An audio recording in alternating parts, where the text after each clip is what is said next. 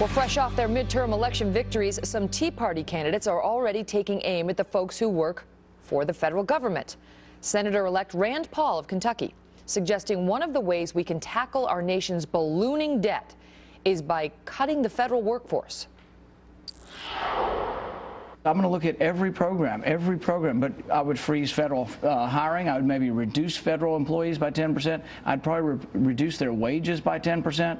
The average federal employee makes $120,000 a year. The average private employee makes $60,000 a year. Let's get them more in line and let's find savings. Let's hire no new federal workers. Lou Dobbs is a syndicated radio host and my guest now. Lou, you know, all over the Sunday news shows, and actually every day since Tuesday, these newly elected candidates have been pressed, and the Republicans have been pressed. Where are you going to cut? You got into office saying, I'm going to cut, I'm going to. Right. Rand Paul actually finally put something out there saying, cut the federal workforce. Right. Cut the Does it make sense? Oh, absolutely. We are right now at a point in which we have just about 4.5 million people working for the federal government. But that isn't where the story ends. It goes beyond that to the state-mandated programs and resultant employees, where there are almost 12 million employees working. Don't we need them? We need jobs. If you cut them, that's more people on the unemployment rolls. Well, it's interesting that we didn't have the same ratios 40 years ago. We have been on a straight, almost a perfect straight line in terms of hiring more people in state government and federal and the local government. As opposed to private sector. Right.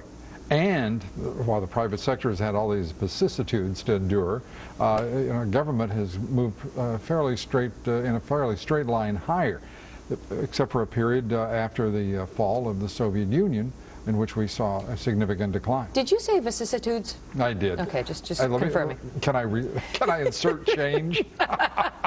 Please. Is it too late? No.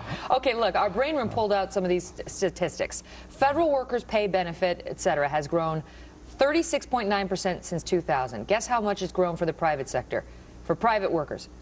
8.8%. So 36.9% for the federal workers, only 8.8% since 2004 for the privates. Federal workers made an average pay benefits of approximately $123,000 back in 2009, and federal workers' average compensation is over twice that of non-government workers. Right. It's twice that of non-government workers. When we say federal workers, we're talking about people we pay for, taxpayer dollars.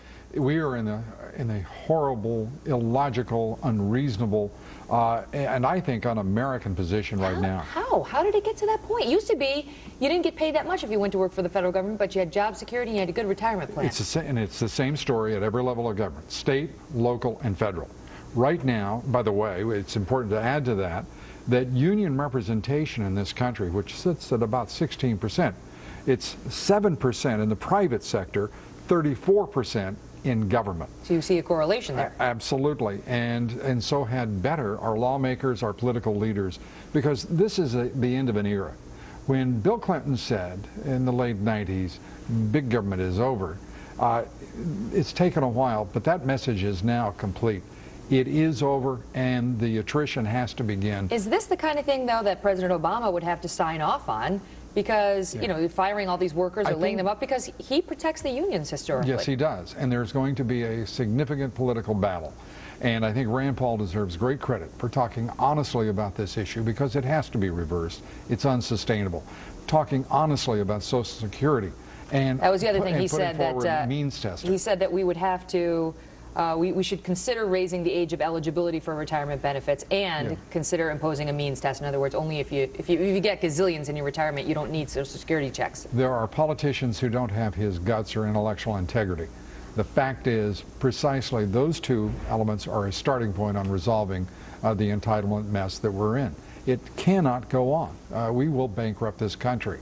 And we're very near the edge. Well, the Tea Party candidates, if they were about one thing, it was about the deficit and the debt and not saddling with our children with what we see on the books now. And Rand Paul offering some specifics when asked, when pressed pretty hard about what he wants to propose cutting. So, Lou Dobbs, thank you, sir. Great to be with you.